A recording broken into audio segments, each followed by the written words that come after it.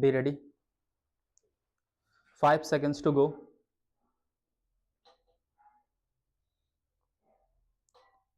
Start.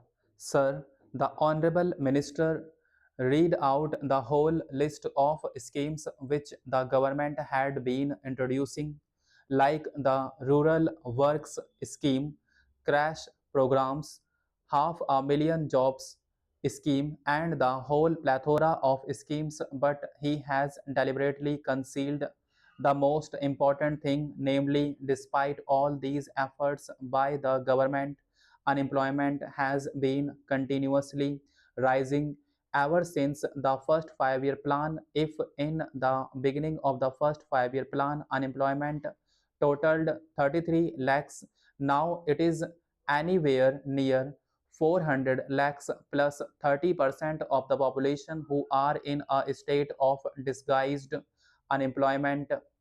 Unemployment problem is continuously getting aggravated despite all the crash programs, despite all the rural works programs that have been undertaken so far. I am tempted to say this because the Honorable Minister has deliberately used the details of the various schemes of the government only to conceal the main point that the government has utterly failed to solve the problem of unemployment. Whatever they have done has been a drop in the ocean, and the unemployment problem continues to be aggravated.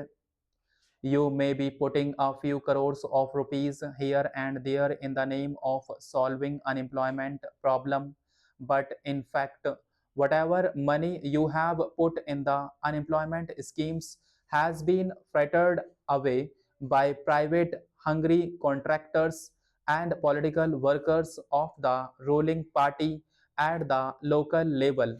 They have been misusing the funds rather than creating assets. I would like the Honorable Minister, for example, to tell the House out of the total investments you have made for the crash programs, for the rural works programs, how much percentage of the total outlay has been spent on reproducible assets. Government will not be able to give the figures because, like the figures for unemployment, government refuses to collect figures regarding reproducible assets. How much of the total outlay for employment schemes has been spent on reproducible assets, creating employment of a permanent nature? In fact, a large proportion of the money has been spent on investments which create only temporary jobs, and the main days that have been added to the total employment figures are only temporary in nature, even if they are real. Mr. Vice Chairman, sir, the Honorable Minister said that the proposal of the mover of this bill, namely in case government is unable to provide employment, it is duty bound to pay unemployment allowance, cannot be accepted. The main reason put forward by the Honorable Minister is that investment should be used in productive schemes and not for giving doles. That was one of his arguments. He said that because of the resource position, the government could not utilize their limited resources for unemployment allowance because the implications would be too large. Large amounts of money will be needed for such a scheme. He also said in his characteristic fashion that if unemployment allowance is given, it will add to the inflationary pressure.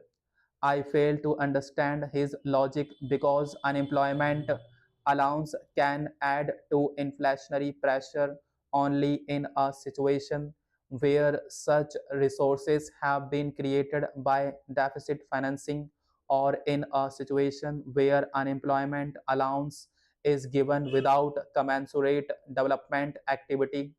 It is true that in a period of inflation, in a period of economic stagnation, as we are having today, any disbursement of money from deficit financing will add to inflation.